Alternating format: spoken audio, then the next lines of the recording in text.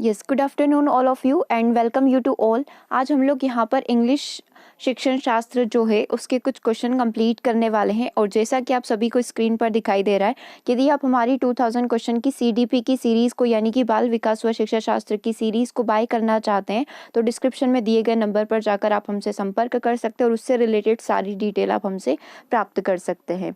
Okay, चलिए session को start करते हैं। इससे पहले एक सेशन हम लोग ले चुके हैं 5 अक्टूबर को। यदि आपने वो सेशन नहीं देखा है तो आप प्लेलिस्ट में जाकर देख सकते हैं और डिस्क्रिप्शन में भी प्लेलिस्ट की लिंक जो है वो रखी हुई है, आप वहां से जाकर भी विजिट कर सकते हैं। सबसे पहला क्वेश्चन आपकी स्क्रीन पर है, someone who is multilingual in proficient in at least, मतलब कोई भी व्यक्ति है वो मल्टीलिंगुअल है, ठीक है, वो प्रोफिशिएंट है तो उसके पास क्या होनी चाहिए, उसके पास किस चीज़ का ज्ञान होना चाहिए, ओरल लैंग्वेज का, 2 लैंग्वेजेस का, 3 लैंग्वेजेस का और 4 लैंग्वेजेस का। One more thing is that कि जैसे कि हमने लास्ट सेशन में किया था, हम लोग हर एक क्वेश्चन को लास्ट में रिवाइज कर रहे थे और आप सभी ने अच्छे रिस्पॉन्स किए हैं। बहुत ही अच्छा लगा आप लोगों का कमेंट्स देखकर, मतलब कि आपको जितने भी क्वेश्चन हमने सेशन में कंप्लीट किए वो सारे ही लर्न हो गए। तो आज भी सेम प्रोसीजर रहेगी, क्वेश्चन को अच्छे से समझना है। जब रिविजन टाइम आएगा तब वो आपका होमवर्क रहेगा, सारे ही क्वेश्चन अगेन से आपको डिस्प्ले होंगे और उन सभी का आंसर आपको कमेंट बॉक्स में जाकर करना है, ठीक है। क्या चीज़ यहाँ पर बोली गई है, व्यक्ति मल्टीलिंगुअल होगा, वो प्रोफिशिएंट होगा, मतलब बहुत सारी भाषाएं बोलना चाहता है, जानता है, तो उसके पास एटलीस्ट कितनी भाषा का ज्ञान होना चाहिए, ओरल मतलब मौखिक ज्ञान होना चाहिए, या फिर उसके पास 2 लैंग्वेजेस का, 2 लैंग्वेज का ज्ञान होना चाहिए, 3 लैंग्वेज का ज्ञान होना चाहिए, फिर 3 से ज़्यादा लैंग्वेज का ज्ञान होगा, तभी आप उसे मल्टीलिंगुअल बोल सकते हो, या फिर वो व्यक्ति मल्टीलिंगुअल क्वालिटी वाला कहलाएगा। आंसर क्या हो जाएगा, आंसर हो जाएगा 3 लैंग्वेजेस। कम से कम उस व्यक्ति को 3 लैंग्वेजेस आनी चाहिए। अब वो कोई भी 3 हो सकती है, ठीक है, हिंदी, इंग्लिश, संस्कृत हो सकती है, फ्रेंच, स्पेनिश, इंग्लिश हो सकती है, कोई भी 3 लैंग्वेज यदि उसे आती है एटलीस्ट, मतलब क्या होता है मिनिमम, यानी कि कम से कम व्यक्ति के पास 3 लैंग्वेजेस का ज्ञान तो होना ही चाहिए। आंसर क्या हो गया, आंसर हो गया ऑप्शन नंबर सी। अगले क्वेश्चन की बात करते हैं, the man language you heard and learn in childhood is your. कोई एक ऐसी लैंग्वेज जिसे आपने अपने बचपन में सुना था और उसको लर्न कर लिया, ठीक है, अपने बचपन में जो आपने लैंग्वेज सुनी उसको लर्न किया, उस लैंग्वेज को यहाँ पर किस नाम से जाना जाएगा, स्टैंडर्ड लैंग्वेज से, नेचुरल लैंग्वेज से, नेटिव लैंग्वेज से या फिर फॉरेन लैंग्वेज से। तो देखो, बचपन में जब हम लोग पहली बार जो सुनकर सीखते हैं, राइट, जो सुनकर सीखते हैं, जो हमने सुनी है, जो हमने लर्न किया है, वो हमारे लिए क्या कहलाती है, L1 कहलाती है। और जिसको आपको पूरे तरीके से जाकर बोल सकते हैं कि लर्न करना पड़ता है, या फिर आपको टीचर स्पेशली कोई ट्यूटर वगैरह सिखाते हैं, तो वो आपके लिए L2 कहलाती है। अब आपसे बात हो रही है, आपने सुना और आप सीख गए, आपने सुना और आपने क्या कर लिया, लर्न कर लिया, तो ये चीज़ आपके लिए कौन सी लैंग्वेज होगी, आपकी यहाँ पर नेटिव लैंग्वेज हो सकती है। तो आंसर क्या हो जाएगा, आंसर हो जाएगा ऑप्शन नंबर सी। ये चीज़ें क्या कहलाती, ये चीज़ें कहलाती यहाँ पर नेटिव लैंग्वेज। अगले क्वेश्चन की हम लोग यहाँ पर बात करते हैं। अगला क्वेश्चन क्या बोल रहा है, colloquial languages can be, colloquial language can be used in everyday conversation but not in blank speech and writing। colloquial language जो होती है उसको हम लोग everyday, हर दिन की conversation के अंदर यूज़ करते हैं, बट हम उसको कौन से स्पीच और राइटिंग के अंदर यूज़ नहीं करते हैं, ये आपसे पूछा गया है। तो अब देखिए, कॉलिक्वल का मतलब क्या होता है, नॉर्मल जो बोलचाल की भाषा होती है, जो दैनिक जीवन में प्रयोग की जाने वाली भाषा होती है। जैसे हम लोग नहीं बोलते लाइक हाय ब्रो, क्या चल रहा है, इस तरीके से नॉर्मल जो मेरे और मेरी फ्रेंड के बीच में जो कॉन्वर्जेशन होगा, बातचीत होगी, या आपके और आपके बच्चों के बीच में, या फिर आपके और आपके माता पिता के बीच में जो बातचीत होती है नॉर्मल टोन में, वो आप लोग डेली यूज़ करते हैं, तो वो कॉलिक्वल लैंग्वेज यहाँ पर कहलाएगी। लेकिन यहाँ पर आपसे पूछा है कि but not in speech and writing, आप उस लैंग्वेज को स्पीच और राइटिंग में यूज़ नहीं कर सकते। कौन सी स्पीच और राइटिंग में, फॉर्मल स्पीच और राइटिंग में आप इसका बिल्कुल भी प्रयोग नहीं कर पाओगे। तो आंसर आपका क्या हो जाएगा, आंसर हो जाएगा ऑप्शन नंबर 1। वापस से पूरा फिल करके देख लो, यहाँ पर ये हमारा हो गया फॉर्मल, राइट।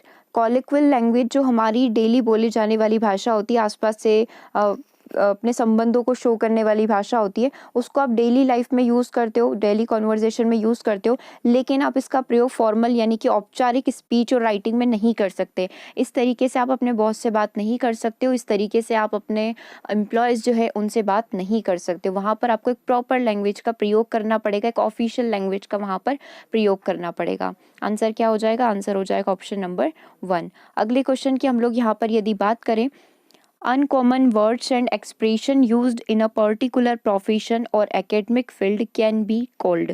Uncommon words जो हम लोग पर्टिकुलर प्रोफेशन और एकेडमिक फील्ड के लिए यूज़ करते हैं उसे क्या यहाँ पर बोला जाएगा? क्या वो एक डायलेक्ट बोली हो सकती है?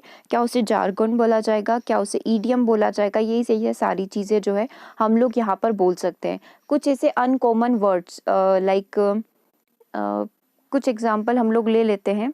अनकॉमन वर्ड्स जैसे कि मैं अपने फ्रेंड से बात कर रही हूँ, हाय सिस क्या चल रहा है, मतलब मैं उसको सिस्टर बोल रही हूँ। मेरा कोई फ्रेंड है, हाय ब्रो क्या चल रहा है, मतलब इस तरीके से मेरी टोन क्या हो गई है, वहाँ पर चेंज हो गई है। अब मैं ऐसे अपने बॉस से जाकर बात नहीं कर सकती, ऐसे मैं अपने एम्प्लॉय से बात नहीं कर सकती, मुझे वहाँ पर प्रॉपर वर्ड्स यूज़ करने पड़ेंगे, पूरे तरीके से जो प्रॉपर फॉर्मल लैंग्वेज होती है, औपचारिक भाषा जो होती है उसका प्रयोग करना पड़ेगा। ठीक है, तो पर्टिकुलर अपने रिलेशन व्यवहार में मैं इस तरीके के शब्दों का प्रयोग कर रही हूँ। ठीक है, तो कहीं दूसरी जगह जा रही हूँ तो वहाँ पर मेरे शब्द कुछ अलग हो गए, किसी रिलेटिव के यहाँ पर गए हैं तो वहाँ पर मैंने कुछ अलग शब्दों का प्रयोग किया।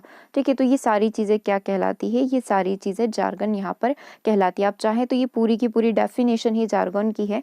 Uncommon words and expression used in a particular profession और एकेडमिक फील्ड। किसी पर्टिकुलर प्रोफेशन में आप यूज़ कर रहे हैं, किसी पर्टिकुलर एकेडमिक फील्ड में यदि आप उन शब्दों का प्रयोग कर रहे हैं तो वो आपके लिए जार्गन यहाँ पर कहलाएंगे। आंसर क्या हो जाएगा? आंसर हो जाएगा आपका ऑप्शन नंबर बी। ठीक है, ये क्वेश्चन छोटे जरूर लग रहे हैं लेकिन इसमें कंफ्यूजन बहुत ज़्यादा होता है क्योंकि सारे ही ऑप्शन कहीं ना कहीं मिलते जुलते, बस हमें एक प्रोफेशनल वर्ड यहाँ पर ढूंढकर निकालना है कि आखिर पर्टिकुलर ये डेफिनेशन है तो इसके लिए किस वर्ड का यहाँ पर हम लोग प्रयोग करेंगे। ठीक है, तो पूरा गेम इसी का है। बड़े क्वेश्चन जितने ज़्यादा बड़े होते हैं उतने ही ज़्यादा उनको सॉल्व करना हमारे लिए आसान होता है, तो इन चीज़ों का भी ध्यान रखिएगा। अगले क्वेश्चन की बात करते हैं। द लैंग्वेज बीइंग लर्नड, देखो द लैंग्वेज बीइंग लर्नड और the language elements being taught in a lesson can be called the. अब कोई भी लैंग्वेज हो गई जिसको आप लर्न कर रहे हो, उस लैंग्वेज के एलिमेंट्स को आप सिखा रहे हो लेसन के अंदर, उसको आप लोग क्या बोलोगे? टारगेट लैंग्वेज बोलोगे, फंक्शनल लैंग्वेज बोलोगे, क्लासरूम लैंग्वेज बोलोगे या फिर नॉर्मल लैंग्वेज होगी? देखो यहाँ पर लेसन सिखाने की बात हो रही है, पढ़ाने की बात हो रही है, टॉट यानी टीच करने की ही यहाँ पर बात हो रही है, सेकेंड फॉर्म यूज़ किया है। तो ये क्या है? जब हम किसी की मदद से सीख रहे हैं, हम किसी को सिखा रहे हैं, मतलब कि हम लोग किसका प्रयोग कर रहे हैं? हम लोग यहाँ पर ट्यूटर हो गए, हमारे पास बच्चे जिनको हम लोग सिखाने की कोशिश कर रहे हैं। तो ये सारी चीज़ें यहाँ पर क्या कहलाती है? ये चीज़ें कहलाती है यहाँ पर टारगेट लैंग्वेज। आपका आंसर क्या हो जाएगा? आपका आंसर हो जाएगा ऑप्शन नंबर 1। देखो बी क्यों नहीं हुआ? फंक्शनल लैंग्वेज क्या होती है? जो आप डेली यूज में प्रयोग करते हो, मान लो नॉर्मल बातचीत में जो आप प्रयोग कर रहे हो वो आपकी फंक्शनल लैंग्वेज होगी। क्लासरूम लैंग्वेज जैसे कोई पर्टिकुलर शब्द नहीं होता है, और नॉर्मल लैंग्वेज एक नॉर्मल भाषा होती है। ठीक है, तो ये यहाँ पर टॉट की बात कर रहे हैं, मतलब सिखाने की बात करें, पढ़ाने की, टीच करने की यहाँ पर बात हो रही है, बच्चे लैंग्वेज को लर्न कर रहे हैं। तो सीधा सा आंसर हो जाएगा इस लैंग्वेज को या तो आप टारगेट लैंग्वेज बोल सकते हो या फिर L2 आप इसको यहाँ पर बोल सकते हैं। ठीक है, चलिए अगले क्वेश्चन की बात करते हैं। अगला क्वेश्चन क्या बोल रहा है? The term high frequency words refers to the words that appear most often in. High frequency word या फिर इन चीज़ों को क्या बोला जाता है? हाई फ्रीक्वेंसी का मीनिंग क्या होता है? जो नॉर्मली बोले जाने वाले, एक दिन में आप कोई भी एक ऐसा शब्द होगा उसको बार बार यूज़ कर रहे हैं, ठीक है, तो वो क्या कहलाएगा? वो हाई फ्रीक्वेंसी वर्ड यहाँ पर कहलाएगा। हाई फ्रीक्वेंसी वर्ड हमारी लाइफ में क्या हो सकता है? एक दिन में आप हिंदी में बात करते हैं तो खाना का कम से कम एक दिन में आप 6 से 7 बार नाम लेते होंगे। इंग्लिश में बोल रहे तो फूड का डेफिनेटली आप 6 से 7 बार नाम लेते होंगे। तो ये वर्ड कौन से हैं? हाई फ्रीक्वेंसी वर्ड है। स्लीपिंग, वेकअप, ये सारी चीज़ें क्या होती है? आप दिन में कहीं ना कहीं शब्दों का प्रयोग कर ही लेते हो। और भी बहुत सारी चीज़ें हैं, लाइक गुड मॉर्निंग हो गया, है ना, शुभ मॉर्निंग जिसे हम लोग बोलते हैं, सुप्रभात जिसे हम लोग बोलते हैं। तो ये सारी चीज़ें क्या है? हाई फ्रीक्वेंसी वर्ड है। तो ये क्या है? ये किस में यूज़ की जाती है? रिटन इंग्लिश का एक फॉर्मेशन है, ये ऑनलाइन कम्युनिकेशन का एक प्रकार है, एवरीडे कम्युनिकेशन में हम लोग इसका यूज़ करते हैं, या फिर कोई स्पेसिफिक कम्युनिकेशन हमको यूज़ करना होता है तब हम इन शब्दों का प्रयोग करते हैं। किनका? हाई फ्रीक्वेंसी वर्ड का। तो देखिए हाई फ्रीक्वेंसी वर्ड का प्रयोग कहाँ पर किया जाता है? एवरीडे कम्युनिकेशन के अंदर किया जाता है। तो आंसर हमारा क्या हो जाएगा? आंसर हो जाएगा option number C.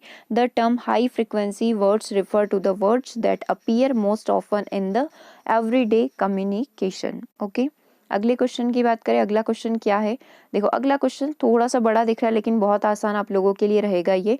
Wild designing a working activity for a language class a teacher should most importantly focus on. जब आप क्लास में कोई भी वर्किंग एक्टिविटी करवा रहे हो, ऐसी सिचुएशन में टीचर को किस चीज़ के ऊपर फोकस रखना चाहिए? First option, choosing a topic from their surrounding. Teacher कोई भी टॉपिक चूज करे, उसे अपने सराउंडिंग से उठाकर लाए, अपने आसपास के वातावरण से उठाकर लाए। बी ऑप्शन है giving clear instructions for the task. तीसरा ऑप्शन है providing all the necessary vocabulary required for the task. अगला ऑप्शन है assigning an authentic piece of writing task. देखो, वर्किंग करवाने की बात हो रही है, बच्चे अच्छे से एक्टिव लर्नर के रूप में पार्टिसिपेट करें, तो सबसे अच्छा तरीका क्या हो सकता है? बच्चों को एक ऐसा टॉपिक दिया जाए जो उनके आसपास की सराउंडिंग या उनकी लाइफ से कनेक्टेड हो। बच्चों को पता है पॉल्यूशन हो रहा है, बच्चों को पॉल्यूशन का टॉपिक दिया जाए जो उनकी लाइफ से कनेक्टेड है, क्योंकि उनके घर में भी कहीं ना कहीं वो किसी न किसी तरीके से प्रदूषण कर रहे हैं, पॉल्यूशन फैला रहे हैं। ऐसे ही बहुत सारी चीज़ें हो सकती है जो उनके आसपास की सराउंडिंग से कनेक्टेड हो। आंसर यहाँ पर क्या हो जाएगा? आंसर हो जाएगा हमारा ऑप्शन नंबर 1। और देख लो ये गलत क्यों किया? इंस्ट्रक्शन देने से क्या बच्चे कार्य को अच्छे तरीके से कंप्लीट कर लेंगे? क्या यहाँ पर क्या बोला है कि क्लियर इंस्ट्रक्शन दे दो कि तुमको ये टास्क करना है, अब करे नहीं करे वो उनके ऊपर है, तो वो भी ठीक नहीं है बात। अगला है providing all the necessary vocabulary. गलत बात है, वोकेबलरी प्रोवाइड करने से क्या होगा? जब तक बच्चे उस पर प्रैक्टिस नहीं करेंगे। असाइनिंग राइटिंग टास्क, बच्चों को एक ऑथेंटिक पीस, मतलब कोई टास्क दे दो कि लिखने का, कि तुम इस पर निबंध लिख कर आ जाओ, बच्चे एक्टिवली पार्टिसिपेट वहाँ पर करें, ये ज़रूरी नहीं है। आंसर क्या हो जाएगा? आंसर हो जाएगा ऑप्शन नंबर 1। अगले क्वेश्चन की बात करते हैं। Some children do not have exposure to English outside the classroom, so the teacher's proficiency in spoken English is essential because। अब क्या पूछा गया है? नॉर्मली ये सिचुएशन सभी टीचर्स के साथ होती है और सभी बच्चों के साथ होती है। एक काम करते हैं, पहले इसके ऑप्शन पढ़ लेते हैं। आप सोचिए कि इसका सॉल्यूशन यहाँ पर या फिर इसका जो आंसर है वो क्या होना चाहिए। क्वेश्चन में एक बार वो पढ़ देती हूँ, ठीक है? बिना हिंदी करे एक बार इसको कंप्लीट करने की कोशिश करते हैं कि बनता है कि नहीं। Some childrens do not have exposure to English outside the classroom, ठीक है, यहाँ तक खत्म होता है। So the teacher's proficiency in spoken English is essential. क्यों? Because the teacher can give more time to grammar drills, the teacher can edit the errors in students learning process. तीसरा है the student may listen to and process the new language before they actually communicate in it. Student can imitate करता है, drill करता है statement का और sentence used by the teacher. अब देखो, अब समझ में आया क्या क्वेश्चन क्या बोलना चाहता था? ऑप्शन से थोड़ा सा भी आप आइडिया लगा पाओगे। यहाँ पर बच्चे जो होते हैं, some childrens do not have exposure to English outside the classroom, कुछ बच्चे जो स्कूल के बाहर अपनी इंग्लिश पर जो कमांड है उसको कम्युनिकेट नहीं कर पाते हैं, इंग्लिश भाषा के अंदर वो बातचीत नहीं कर पाते हैं। ऐसी सिचुएशन में टीचर के अंदर प्रोफिशिएंसी होना बहुत आवश्यक है। टीचर के अंदर ये क्वालिटी होना आवश्यक है कि वो इंग्लिश में कम्युनिकेट कर पाए। क्यों? ऐसा क्यों बोला कि टीचर को इंग्लिश आनी चाहिए तभी बच्चे बाहर जाकर कम्युनिकेट कर पाएंगे? ऐसा इसलिए बोला क्योंकि बच्चे क्या करते हैं? टीचर को इमिटेट करना मतलब टीचर को कॉपी करते हैं, प्रैक्टिस करते हैं, ड्रिल करते हैं स्टेटमेंट का, और उन्हीं सेंटेंस को जो टीचर ने यूज़ किए हैं उनका प्रयोग करके अपने इन्वायरमेंट से जोड़ने की उस चीज़ को कोशिश करते हैं। तो आंसर यहाँ पर क्या हो जाएगा? आंसर हो जाएगा हमारा ऑप्शन नंबर डी। ठीक है, समझ में आया? बाकी ऑप्शन क्यों गलत हुए ये चीज़ें भी हम लोग यहाँ पर देख लेते हैं। The teacher can give more time to the grammar deals, मतलब यहाँ पर टीचर को क्या करना चाहिए ऐसी सिचुएशन में? टीचर को ज़्यादा से ज़्यादा ग्रामर की प्रैक्टिस करवाना चाहिए। ग्रामर ड्रिल्स मतलब कि ग्रामर के रूल्स वगैरह मेमोराइज करवा देने चाहिए। सही बात नहीं है क्योंकि प्रैक्टिस तो होगी ही नहीं। दूसरा है the teachers can edit the errors in student learning process, बच्चों की लर्निंग प्रोसेस में कोई भी दिक्कत आ रही है तो टीचर उस एरर को करेक्ट कर दे, ये भी सही तरीका नहीं है। तीसरा है the student may listen to and process the new language before the actually communicate in it, मतलब यहाँ पर क्या करे? टीचर जो बोल रहा है बच्चा उसको लिसन करे, ठीक है, और कम्युनिकेट करने से पहले उस लैंग्वेज को सीखे, उसके बाद ही वो कम्युनिकेट करे। तो ये भी एकदम से ठीक नहीं बैठ रहा है क्योंकि इसमें तो ये पूरी प्रोसेस बता रहा है। डी ऑप्शन ये बता रहा है कि student can imitate practice and drills the statement और sentence used by the teacher, क्योंकि टीचर को प्रोफिशिएंट, टीचर को 100% दक्षतापूर्ण होना क्यों आवश्यक है? इसलिए आवश्यक है क्योंकि बच्चे जो है पूरा का पूरा टीचर को कॉपी करते हैं। जैसा टीचर इंग्लिश में कम्युनिकेट कर रहा है, बच्चे घर जाकर भी जैसे टीचर कम्युनिकेट करता है वैसे ही कम्युनिकेट करने की की बातचीत करने की कोशिश करेंगे। आंसर यहाँ पर क्या हो जाएगा? आंसर यहाँ पर हो जाएगा हमारा ऑप्शन नंबर डी। ठीक है, समझ में आया? क्वेश्चन लेंथी था लेकिन लैंग्वेज समझ आने पर हम लोग आंसर आसानी से कर सकते हैं। अगले क्वेश्चन की बात करते हैं। Which of the following classroom practices help a teacher to develop oral language among the student. यहाँ पर क्या बोला गया है आप थोड़ा सा समझिए इसको। पहले ऑप्शन पढ़ लेते हैं फिर डिस्कस करेंगे। फर्स्ट ऑप्शन है chorus reading of the text with the teacher. Second option है chorus recitation, individual recitation of the poem after the memorising it. Third option है participation in role plays on any one of their favourite scene. अगला option है practising the correct pronunciation of the new और unfamiliar words. अब देखो क्या यहाँ पर बोला जा रहा है, बच्चे जो है क्लासरूम के अंदर प्रैक्टिस करेंगे, है ना। Which of the following classroom practices help a teacher to develop oral language among the student.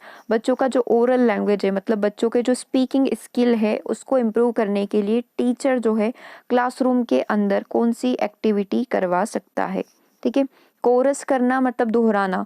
Coarse कैसे किया जाता है? जैसे कि मैम बोल रही है ट्विंकल ट्विंकल लिटिल स्टार, सारे बच्चे बोल रहे हैं ट्विंकल ट्विंकल लिटिल स्टार। ठीक है, दूसरा है वही कोरस रेसिटेशन, इंडिविजुअल रेसिटेशन करवाना। एक बच्चे को खड़ा कर दो, आपने पहले लेसन पढ़ा दिया फिर बच्चे को बोला कि अब आप ये लेसन पढ़कर सुनाइए, क्या इससे इम्प्रूवमेंट आएगा बच्चों की स्पीकिंग स्किल के अंदर?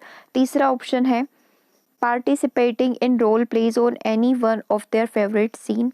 अगला है प्रैक्टिसिंग द करेक्ट प्रोनाउंसिएशन, मतलब प्रोनाउंसिएशन अच्छे से समझ में आ जाए उसको, तो डी तो बिल्कुल भी नहीं होगा। ए और बी हम लोग कब लगाते हैं? जब बच्चे हमारी क्लास के ना थोड़े शाय शर्मीले टाइप के होते हैं, वो अलग से बोलना पसंद नहीं करते हैं। लाइक मैंने एक बच्चे को खड़ा किया कि चलो चुन्नू खड़े हो जाओ, तुम ये पोयम बोलकर बताओ, तो वो शर्मा रहा है। तो ऐसी सिचुएशन में रेसिटेशन करवाना या कोरस रेसिटेशन करवाना बहुत ज़्यादा सही रहता है, क्योंकि बहुत सारे बच्चों का प्रोनाउंसिएशन भी गलत होता है। तो जब वो रिपीट सारे बच्चे एक साथ पूरी क्लास जो एक साथ पोयम को रिपीट करेगी तो बच्चा जो गलती कर रहा है वो गलती वहाँ से धीरे धीरे उसकी हटती जाएगी। अभी हमसे पूछा था कि स्पीकिंग स्किल को कैसे इम्प्रूव करना है, तो स्पीकिंग स्किल को इम्प्रूव करने के लिए यहाँ पर बच्चे को किसी भी रोल प्ले वगैरह के अंदर पार्टिसिपेट हम लोग करवा सकते हैं, या सीन जो उसे बहुत पसंद है। मान लो उसे अकबर बिरबल का शो बहुत पसंद है, तो हम लोग अकबर बिरबल की जो एक्टिविटी बच्चों को करवा सकते हैं, और बच्चे जब वहाँ पर प्रोनाउंसिएशन करेंगे वो सारी चीज़ें ऑटोमेटिक वहाँ पर करेक्ट होती चली जाएगी। तो ये सबसे अच्छा तरीका हो सकता है बच्चों की स्पीकिंग स्किल को इम्प्रूव करने का। ठीक है, या फिर ओरल लैंग्वेज जो है, ओरल वही होता है मौखिक बातचीत करने वाली भाषा, उसको इम्प्रूव करने का। राइट, तो यहाँ पर आंसर क्या हो जाएगा? आंसर हो जाएगा हमारा ऑप्शन नंबर सी। ठीक है, अगले क्वेश्चन की बात करते हैं। In a constructivist classroom language learning would most importantly be based on. Constructivist classroom की यहाँ पर बात हो रही है और आपसे बोला है कि लैंग्वेज लर्निंग सबसे ज़्यादा इम्पोर्टेंटली किस चीज़ के ऊपर आधारित होती है, किस चीज़ के ऊपर बेस्ड होती है? संरचनावादी दृष्टिकोण, संरचनावादी क्लास की यहाँ पर बात की गई है। सबसे पहला ऑप्शन है group discussion and peer interaction के ऊपर, minute observation and record of each child's hand writing development, correction of spelling errors and making sure that they are not repeated, carefully completing the language syllabus।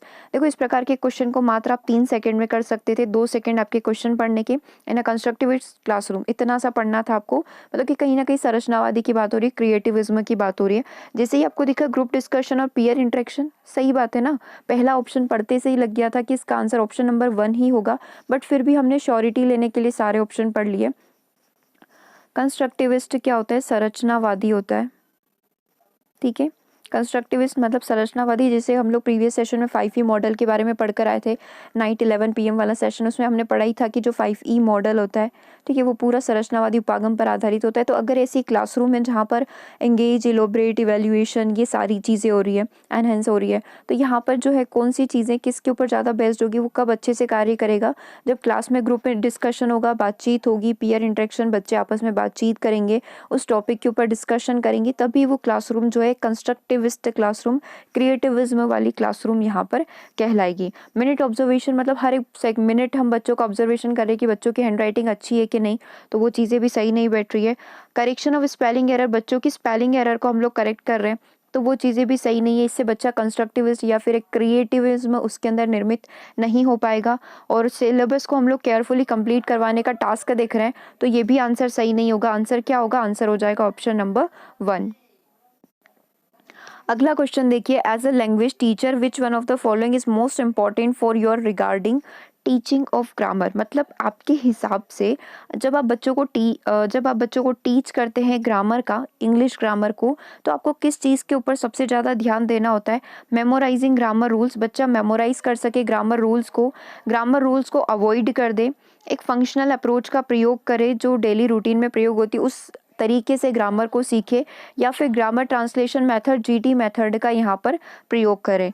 तो देखो, हमारे हिसाब से जब बच्चा जो है ग्रामर को सीख रहा है तो हमें किस चीज़ का ध्यान रखना चाहिए, हमें कौन सी अप्रोच को यहाँ पर फॉलो करना चाहिए? हमें यहाँ पर फंक्शनल अप्रोच जो है इसको फॉलो करना चाहिए। आंसर क्या हो जाएगा? आंसर हो जाएगा ऑप्शन नंबर सी। मतलब इस तरीके से सिखाओ कि वो अपनी डेली लाइफ में आगे जाकर इस लैंग्वेज का प्रयोग कर पाए। आंसर क्या हो जाएगा? आंसर हो गया हमारा ऑप्शन नंबर सी। ठीक है, सारे क्वेश्चन कंप्लीट हो चुके हैं, रेडी फॉर द होमवर्क। मैं सबसे पहले फर्स्ट स्लाइड आपको यहाँ पर शो कर रही हूँ, आपको सारे ही क्वेश्चन के आंसर कमेंट करके बताने। सबसे पहला क्वेश्चन था, someone who is multilingual is proficient in at least. कोई भी व्यक्ति एक से ज़्यादा मतलब मल्टीलिंगुअल है तो उसमें आपको बताना है कि उसके पास मिनिमम कितनी लैंग्वेज का ज्ञान होना चाहिए। ए, बी, सी और डी में से आंसर क्या होगा आप यहाँ पर कमेंट करके बताएंगे। ठीक है, अगले क्वेश्चन की बात करते हैं, which is not a synonym of international language. International language का सिनोनिम, समानार्थी यहाँ पर क्या नहीं होगा? ठीक है, ये आपसे पूछा गया है, which is not a synonym of international language. अगले क्वेश्चन की हम लोग यहाँ पर बात करते हैं। आई थिंक ये क्वेश्चन के स्कीप हो गया था क्या बीच में? चलो यहाँ पर डिस्कस कर लेते हैं। Which is not a synonym of international language. International language का समानार्थी शब्द यहाँ पर क्या नहीं होगा? ग्लोबल इंग्लिश डेफिनेटली होगा, क्योंकि इंटरनेशनल वही पूरे वर्ल्ड वाइड बोली जाने वाली लैंग्वेज, पूरे सब जगह इंग्लिश जो है एज अ इंटरनेशनल लैंग्वेज इसको कंसीडर किया जाता है, क्योंकि हर एक कंट्री दूसरी कंट्री से बातचीत करना चाहती है तो वो नॉर्मली इंग्लिश के अंदर करती है। तो ग्लोबल इंग्लिश यहाँ पर हो सकता है, वर्ल्ड इंग्लिश मतलब पूरी दुनिया में बोली जाने वाली भाषा यहाँ पर हो सकता है। तो कौन सा सिनोनिम नहीं होगा? नेटिव इंग्लिश यहाँ पर सिनोनिम नहीं होगा। तो आंसर आपका क्या हो जाएगा?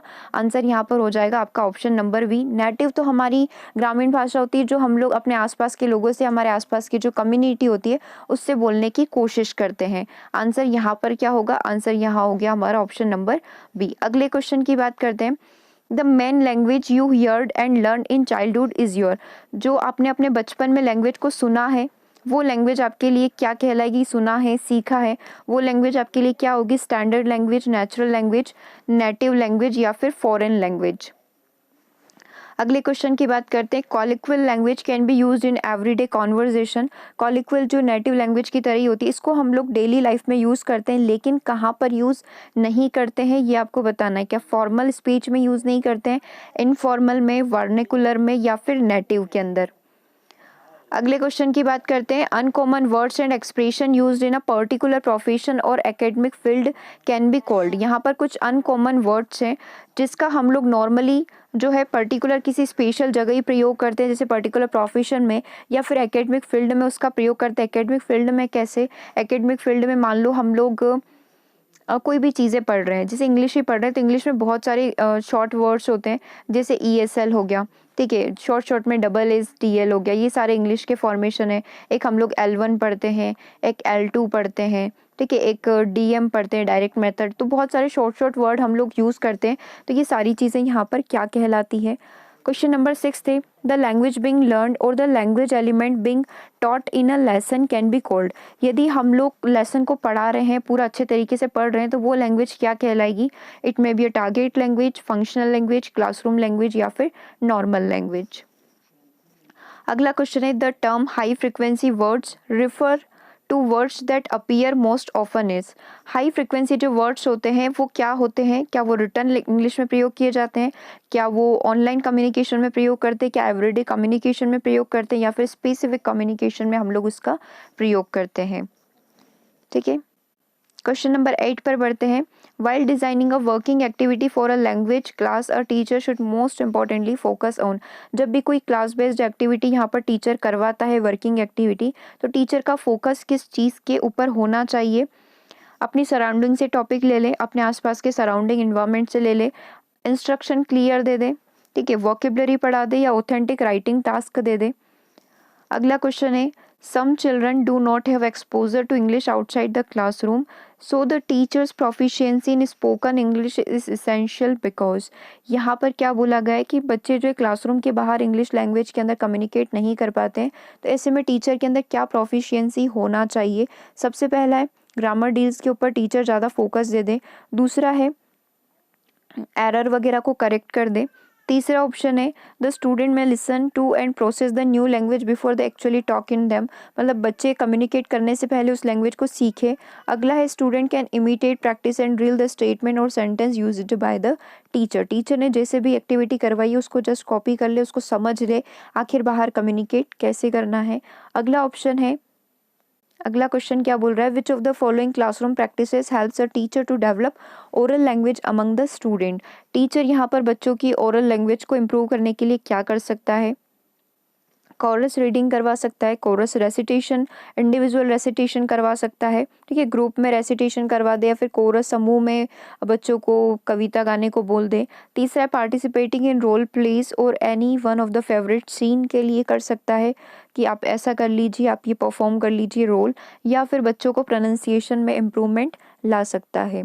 अगला क्वेश्चन है इन अ कंस्ट्रक्टिविस्ट क्लासरूम किस चीज़ के ऊपर ज़्यादा फोकस किया जाएगा या किस चीज़ के ऊपर वो क्लास बेस्ड रहेगी। ग्रुप डिस्कशन, पीयर इंटरेक्शन के ऊपर। दूसरा ऑप्शन है मिनट ऑब्जर्वेशन के ऊपर। तीसरा ऑप्शन है करेक्शन ऑफ स्पेलिंग एरर के ऊपर, या फिर ऑप्शन डी है carefully completing the language syllabus, ठीक है।